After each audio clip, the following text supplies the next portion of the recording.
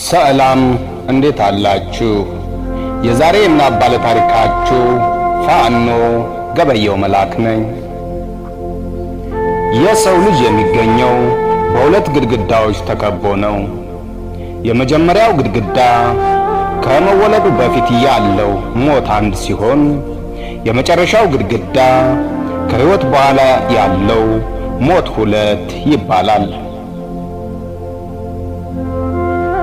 እናም የሰው ልጅ በምድር ላይ ሲኖር ሁለት ነገሮች አይቀሬ ግዴታዎቹ ናቸው፣ ሞትና ሕይወት።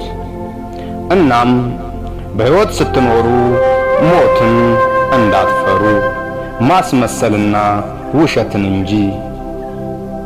ስትሞቱም ስምና ታሪክ ያለው የእውነት ሞት ሙቱ፣ ያለ ፍርሃት የጀግንነት ሞት። መቼስ ማናውራ የነበረ ማን ያርዳ የቀበረ አይደል ቢሉ። እናም እኔም ኑሬው ያለፍኩትን ሕይወት በጥቂቱ ላስቃኛችሁ ብዬ ነው።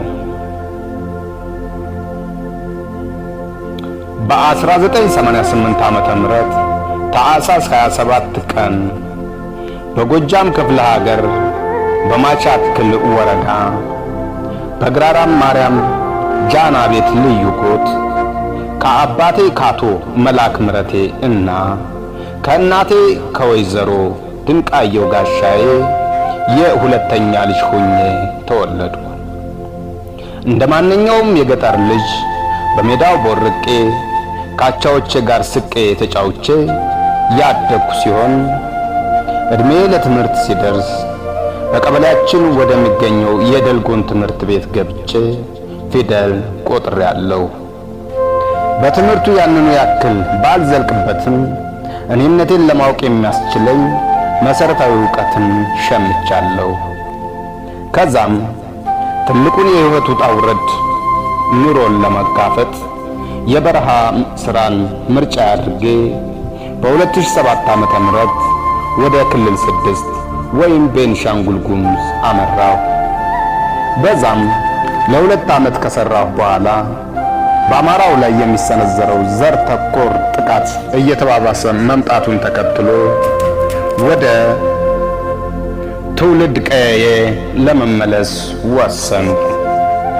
ከተመለስኩ በኋላም በ2009 ከባለቤቴ ከእመቤት ስራው ጋር ትዳር መስርቼ አዲስ የሕይወት ጉዞ ጀመር። ብዙም ሳይቆይ በትግራይ ክልል የተቀሰቀሰውን ጦርነት አስመልክቶ የክተት አማራ ንቅናቄ አንድ አባል ሆኜ ወታደራዊ ስልጠናን ወሰዱ። የሰሜኑ ጦርነት እንደተጠናቀቀ እንደ አማራ የመታጠቁና በፋኖነት የመሰብሰቡ ጉዳይ ሲጀመር በ2014 እንደ ማቻክል በአርበኛ ናውጋው ታደለ ሰልጥነው ከተመረቁ እንቁ የፋኖ ወታደሮች መካከል አንዱ መሆን ችያለሁ። ብዙም ሳይቆይ የአርበኛው ብርቱ እንቅስቃሴ እረፍት የነሳቸው የብልጽግና ካድሬዎች ሀገር ሰላም ብሎ ከተኛበት ከነጓዶቹ ከገደሉት በኋላ የናውጋው ታደለ ወታደር እያሉ ያሳድዱን ጀመሩ። እኔም ቀን በቀን በፖሊስና ሚኒሻ መደብደቡና መታሰሩ ሲመረኝ በአካባቢው ወደሚገኝ በረሃ ወርጄ ጫካ መንጥሬ ከባብና ከጊንጡ ጋር እየተፋለሙ የነገን መልካም ፀሐይ ተስፋ አድርጌ የእርሻ ስራዬን ቀጠሉ። ከሁሉም የከፋው የሕይወቴ ምዕራፍ 2 ፈተና የጀመረው ያኔ ነበር። ራቡም ጥሙም ከአየር ንብረቱ መለዋወጥ ጋር ተያይዞ ለወባው በሽታ ተጋለጡ። የሕክምና አገልግሎት በአቅረብ ስላላገኘው እጅጉን ከሰውነት ተራወጥቼ ካሳው። በዛን ወቅት ነበር ወደ ትውልድ ቀዬ ተመልሼ መጣሁ። በመጣሁበትም ወቅትም የናፈቁኝ ጓደኞቼን ላገኝ ወደ ግራ ቅዳምን ከተማ አመራው። እናም አግኝቻቸውም እየተጨዋወቱ ባለበት ጊዜ አንድ የአካባቢው ሚኒሻ መጣና ና ተነስ ውጣ ትፈልጋለህ አለኝ። እኔን ነው ስለው አዎ አንተን አለኝ። እሺ ብዬ ወጣሁና ሳናግረው በረሃ ወርደህ ወታደራዊ ስልጠና ወስደህ ነው የመጣኸው? የበረሃ ፋኖ ነህ አለኝ። ኧረ አይደለሁም እርሻ ነው የቆየሁት ስለው ሊሰማኝ ስላልቻለ ወደ ጣቢያ ወስዶ አሰረኝ። ነገር ግን በጓደኛዬ ጥረትና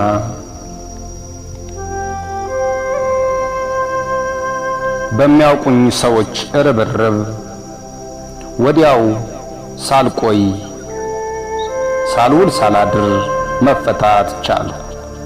ከዚያን ጊዜ በኋላ በፋኖነት መታጠቅ ምርጫዬ የሌለው ግዴታ መሆኑን ተገንዝቤ ከጓደኞቼ ጋር መምከር፣ ከመሰሎቼ ጋር መሰባሰብ፣ ማበር የጀመርነው ያ የምንፈልገውና የተመኘነው ፋኖነት እየጎመራ አደረጃጀቱን እያጠናከረ መጣ። እኛም ጫካ መዋል፣ ጫካ ማደር፣ ስለ ዓላማችን በጋራ መምከር፣ ጠላት ያልነውን ሁሉ መምታትና መታጠቅ የዕለት ከዕለት ስራችን ሆነ። በተጋድሏችን ቀጥለን በአደረጃጀት ጠንክረን ተምጫ ላይ 72ኛ የጠላት ክፍለ ጦርን ሙሉ ለሙሉ ደምስሰን ከደመሰስን በኋላ አንድ የሚያደርገንን ማቻክል በላይ ዘለቀ ብርጌድ መሰረት። እኔም የብርጌዱ 2ኛ ሻለቃ አባል ሁኜ ደስ የሚል ጀብድ የተሞላ የ2 ዓመት ከ5 ወር ትግል አደረኩኝ። ይህን ካደረኩ በኋላም እኔም እንደ ጓዶቼ እጣው ደርሶኝ በ2018 3ኛው ወር ታኅሳስ 10 ቀን በዕለተ ቅዳሜ ከቀኑ 11 ሰዓት ገደማ በሸላምባ ግንባር ከጠላት ጋር ፊት ለፊት ተፋልሜ የጀግንነት ሞትን ሞቻለሁ።